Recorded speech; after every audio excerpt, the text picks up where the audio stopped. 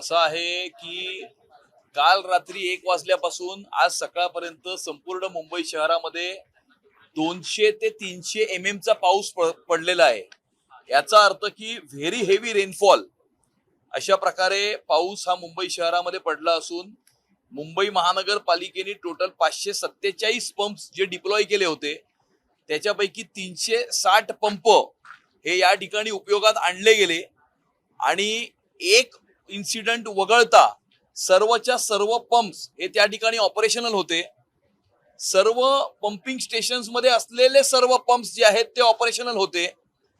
Gandhi market आणि Andheri Subway वगळता इतर सर्व ठिकाणी ज्या ज्या ठिकाणी काही प्रमाणामध्ये पाणी साचलं होतं ते 1 ते 1.5 तासामध्ये त्या पाण्याचा निचरा हा पूर्णपणे महानगरपालिकेने समुद्रामध्ये केलेला आहे।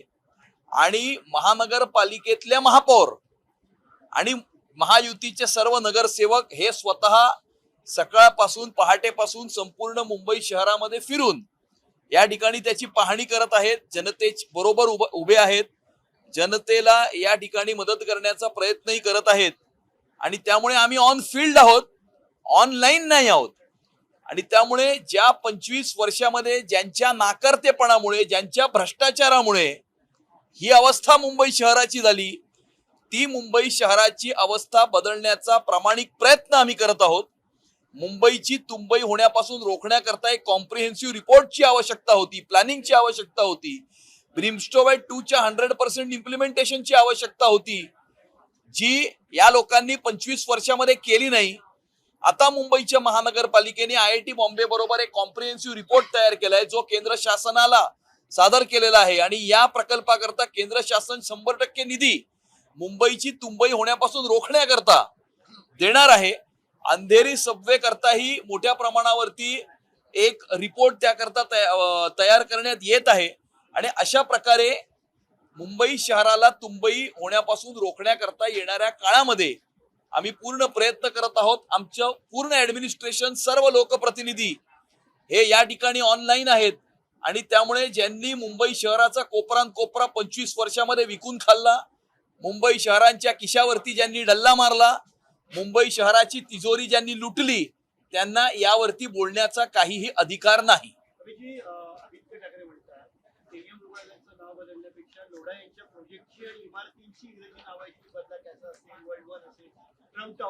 मला वाटते मुंबई शहराच्या समस्या, मुंबई शहराच्या सुविधा याच्यावरती बोलण्यापेक्षा अशा प्रकारच्या काहीतरी मोगम विषयांवरती बोलणं हे त्यांना जास्त सोयीचं आहे।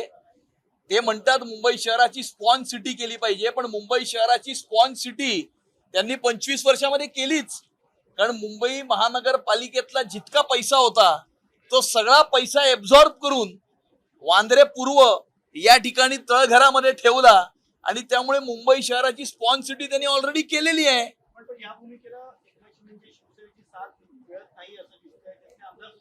मुंबईकरांची भावना उदय सामंतांनी ठामपणे काल सभागृहात सांगितलं की आम्ही नाव बदलणार किंवा बदलणार नाही। मुंबईकरांच्या भावना ज्या आहेत त्या आम्ही जपू, म्हणजे नक्की तुम्हाला 7 शिंदेची शिवसेनेची वेळ येईल नाही। महायुती पूर्णपणे भक्कमपणे एकत्रितपणे या ठिकाणी उभी आहे।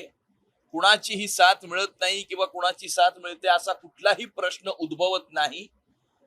या विषयांवर बोलण्यापेक्षा गेल्या 25 वर्षामध्ये यांनी मुंबईकरांकरता, मराठी भाषेकरता आणि मुंबई शहरासाठी काय केलं हे त्यांनी केलेलं एक काम दाखवावं आणि त्यामुळे काम करण्यामध्ये ते अपयशी ठरलेत, पण केलेलं काम दाखवण्यामध्येही ते अपयशी ठरलेले आहेत। आणि त्यामुळे अशी या बिल्डिंगचं नाव बदला, त्या बिल्डिंगचं नाव बदला असं काहीतरी वक्तव्य करून दिशाभूल मुंबई शहराच्या नागरिकांची करण्याचा प्रयत्न ते करत आहे। असा तो एक कोइन्सिडन्स होता, त्या ठिकाणी तो मॅनहोल, शॅलो मॅनहोल हा ओपन होता, त्याला फ्लॅग्सही लावण्यात आलेले होते आणि महापौरांची व्हिजिट त्या ठिकाणी सुरू असताना एका ठिकाणाहून दुसऱ्या ठिकाणी तो कर्मचारी जात असताना त्यांचा पाय घसरून तो त्या ठिकाणी पडला। आता तो कोइन्सिडन्स आहे। मला असं वाटतं की याच्यामध्ये फार काही रीड करण्याची आवश्यकता नाही, परंतु ज्या लोकांकडे आपण केलेल्या 25 वर्षामध्ये दाखवायला केलेलं एक काम नाही ते अशा प्रकारचे इन्सिडेंट्स काढून त्याच्यावरती राजकारण करण्याचा प्रयत्न करत आहे। बारिश को लेकर आरोप लगाए जा रहे हैं और मेयर के सामने एक अधिकारी गिर गया है, उसको लेकर सवाल उठाए जा रहे हैं। मुंबई में कल रात 1:30 बजे से सुबह 9 बजे तक साधारणतः 200 से 300 mm बारिश ये मुंबई शहर में हुई है। वेरी हेवी रेनफॉल मुंबई शहर में हुआ है। मुंबई महानगर पालिका ने डिप्लॉय किए हुए 560 में से 350 से ज्यादा पंप्स कार्यरत किए गए थे। उनको काम में लाया गया था। बाकी के पंप्स की आवश्यकता नहीं थी। मुंबई शहर के पंपिंग स्टेशंस में सारे पंप्स ये ऑपरेशनल थे और एक छोड़कर सारे पंप्स ये ऑपरेशनल थे। हमारे सभी लोक प्रतिनिधि, मुंबई शहर की महापौर खुद सुबह से ऑन फील्ड है और जिन लोगों ने पिछले 25 वर्षों में मुंबई शहर को लूटा, मुंबई महानगर पालिका को लूटा, 25 वर्षों में उन लोगों के किए हुए कारनामों के वजह से आज जो मुंबई में पानी भरता है, ऐसे लोगों को मुंबई शहर में पानी भरने के बारे में बोलने का कोई अधिकार नहीं है। उन्होंने 25 वर्ष मुंबई शहर के फ्लडिंग के बारे में कॉम्प्रिहेंसिव सॉल्यूशन नहीं निकाला, इसीलिए कुछ जगहों पर पानी मुंबई शहर में भरता है। आईआईटी बॉम्बे ने मुंबई महानगर पालिका के साथ में एक कॉम्प्रिहेंसिव सॉल्यूशन बनाया है। उस कॉम्प्रिहेंसिव सॉल्यूशन को केंद्र शासन के सामने रखा है।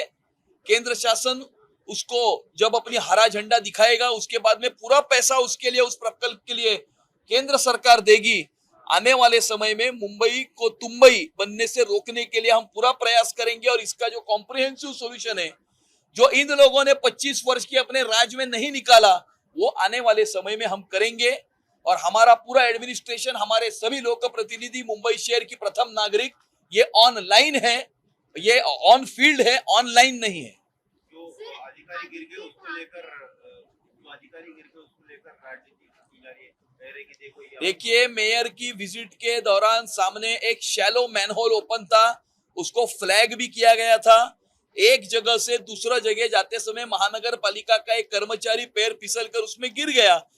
अभी वो एक कोइंसिडेंस था, एक एक्सीडेंट था, उसमें ज्यादा कुछ रीड करने की आवश्यकता नहीं है।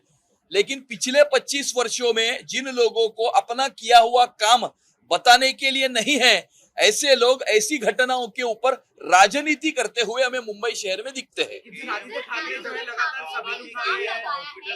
शासनकाल में हिंद माता समेत कई इलाकों में वाटर होल्डिंग टैंक रखे गए थे, लेकिन अब जो महायुति की सरकार है उसे हटा दिए। क्या कहना चाहिए? नहीं, कोई वाटर होल्डिंग टैंक्स को किसी ने हटा नहीं दिया गया है। हिंद माता मिलन सबवे में ये अंडरग्राउंड टैंक्स है। अंधेरी सबवे के फ्लडिंग को हटाने के लिए भी इसी प्रकार के अंडरग्राउंड टैंक्स का इवैल्यूएशन किया जा रहा है। लेकिन आप जिस व्यक्ति के बारे में कहते हैं, वो कहते हैं कि मुंबई शहर को स्पॉन्ज सिटी करना चाहिए, लेकिन सही मायने में पिछले 25 वर्षों में उन्होंने मुंबई शहर को स्पॉन्ज सिटी किया है। मुंबई महानगर पालिका का सारा पैसा उन्होंने एब्जॉर्ब करके ये बांद्रा ईस्ट में उसको एक्यूमुलेट किया है। तो सही मायने में उन्होंने स्पॉन्ज की तरह, जैसे स्पॉन्ज पानी खींचता है, वैसा इन्होंने 25 वर्षों में मुंबई महानगर पालिका और मुंबईकरों का पूरा पैसा ये खींच लिया है। लोकल ट्रेन में मर्डर हो जाता है, उसको जाना पटोले कह रहे हैं कि महाराष्ट्र की सरकार कमजोर है और जो कानून व्यवस्था है वो भी कमजोर है। कैसे देखते हैं इसको आप? देखिए, नाना पटोले जी इस प्रकार के अलग अलग प्रकार के विधान करते रहते हैं। अगर कोई घटना होती है तो उस घटना के जो आरोपी है उसको ढूंढना और उसको शिक्षा दिलाना ये पुलिस का काम है। पुलिस अपना काम करती है और इस प्रकार की अगर कोई घटना होती है तो उसमें भी पुलिस आवश्यक due process of law follow करके वो कार्रवाई करेगी। लेकिन एक इस प्रकार की घटना होने की वजह से पूरे महाराष्ट्र की लॉ एंड ऑर्डर खराब है, इस प्रकार का वक्तव्य करना, ये मुझे ऐसा लगता है उस नेता की इमेच्योरिटी है। के नाम को लेकर जो है विरोध किया जा रहा है, आपका क्या कहना है इस नाम को लेकर? केईएम जो वोट से उसको नहीं, जिन्होंने बॉम्बे का मुंबई होना चाहिए, औरंगाबाद का संभाजीनगर होना चाहिए, अहमदनगर का अहिल्यानगर होना चाहिए, ऐसा बोलने वाले लोग केईएम के बारे में अपना रवैया अलग क्यों अपनाते हैं? ये इस प्रश्न का जवाब हमें मिल नहीं रहा है। मुझे ऐसा लगता है कि उनका इस नाम को क्यों विरोध है, जो नाम लोढ़ा जी ने इसको सजेस्ट किया है, इसका जवाब उन लोगों से आपने पूछना चाहिए। यूपीटी कैंपेन ने आज ओम बिरला से मुलाकात की, स्पीकर से जाके मुलाकात की, कैसे देखते हैं? हर व्यक्ति को हर दल को, हर लोक प्रतिनिधि को स्पीकर से मिलने का पूरा अधिकार है, उन्हें अपनी बात रखने का भी पूरा अधिकार है और इस नियम के अंतर्गत स्पीकर साहब को कोई भी मिल सकता है। सर आदित्य ठाकरे कहते हैं कि एक तरफ महायुति पेड़ लगाओ अभियान चलाती है और वहीं दूसरी ओर गारगाई डैम के लिए 5 लाख पेड़ काटे गए। मुंबई शहर के पानी की रिक्वायरमेंट 4,500 MLD है। आज भी मुंबई शहर के पानी का सप्लाई कम से कम 300 से 400 MLD शॉर्ट चल रहा है। आने वाले समय में मुंबई का पॉपुलेशन बढ़ते जा रहा है और मुंबई को और एक डैम की आवश्यकता है और इसीलिए ये गारगाई पिंजाळ का प्रकल्प करना ये मुंबई शहर को और मुंबई करो के दृष्टिकोण से बहुत आवश्यक है। मुझे ऐसा लगता है कि पर्यावरण की बात करते करते सस्टेनेबल डेवलपमेंट क्या होता है इसका डेफिनेशन कुछ लोगों को सिखाना यह आवश्यक है। सस्टेनेबल डेवलपमेंट का मतलब होता है कि विकास करते समय पर्यावरण का समतोल रखना। अगर पर्यावरण की कहीं हानि हो रही है तो उस हानि को डबल मेजर में उसको दूसरे किसी जगह पर कॉम्पनसेट करना। जिन लोगों ने 2,500 झाड़ों का विरोध, पेड़ का विरोध, काटने का विरोध किया था अरे कारशेड के लिए, वो ये भूल गए थे कि 2,500 झाड़ जितना कार्बन सिक्वेस्ट्रेशन 20 वर्षों में करते हैं, 350 किलोमीटर की मेट्रो उतना कार्बन सिक्वेस्ट्रेशन 60 दिनों में करती है। और इसीलिए ये ग्लोबल वार्मिंग, ये क्लाइमेट चेंज के कैलकुलेशन शायद कुछ लोगों को पता नहीं होंगे और इसीलिए मुंबई शहर के वाटर नीड्स को पूरा करने के लिए गारगाई पिंजाळ का प्रकल्प जरूरी है और उस प्रकल्प को एग्जीक्यूट करते समय अगर पर्यावरण की कोई हानि होती है तो उस हानि का कॉम्पनसेशन दूसरे जगह पर किया जा रहा है, उसके बदले में पेड़ और कहीं प्लांट किए जा रहे हैं। तो जो इस चीज का विरोध करते हैं, क्या वो ये नहीं चाहते कि मुंबई करो की जो वाटर नीड है वो पूरी हो जाए? मुझे ऐसा लगता है कि कहीं ना कहीं इमैच्योरिटी इस प्रकार के स्टेटमेंट्स में दिखती है। शेवटचा प्रश्न येतोय. जेव्हा हा शोकप्रस्ताव मांडण्यात आला तेव्हा त्यामध्ये दीनानाथ मास्टर, दीनानाथ मंगेशकर यांचं नाव दीनदयाळ मंगेशकर करण्यात आलं. आज अध्यक्षांनी माफी मागितली आहे म्हणजे या संदर्भात, परंतु ज्यांनी ही चुकीची माहिती अध्यक्षांपर्यंत पोहोचवली, ज्या लेटरमार्फत, ज्या पत्रामार्फत ते कळवलं गेलं, त्यावरती कारवाईवरती अशी काही मागणी केली जाणार आहे का? बघा, चूक ही माणसाकडनंच होत असते आणि त्यामुळे जर कुठली चूक झाली असेल आणि त्या चुकीकरता महाराष्ट्राच्या विधानसभेच्या अध्यक्षांनी जर आपली दिलगिरी व्यक्त केली असेल तर मला असं वाटतं की हा विषय आता संपलेला आहे आणि त्यामुळे दिलगिरी त्यांनी व्यक्त केली, त्यांनी हे मान्य केलं की यामध्ये काही चुका, काही त्रुटी राहून गेल्या होत्या, ते प्रिंट छोटी होती, त्यामुळे अनेक त्याच्यामध्ये काही विषय होते आणि त्यामुळे त्यांनी जर दिलगिरी व्यक्त केली असेल तर हा विषय संपलाय असं मला वाटतं.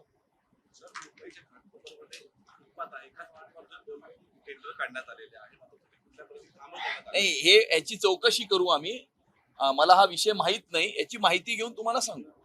चला.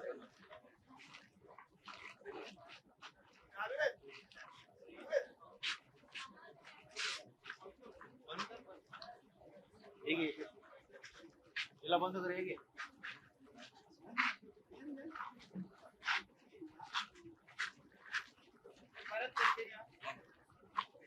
तुम्ही म्हणताय की दिलगिरी व्यक्त केली आहे, पण राज ठाकरेंनी स्वतः त्याचं एक्सपोज करत, ट्विट करत त्यांनी मराठी भाषेचं शोकप्रस्ताव असं त्याचं.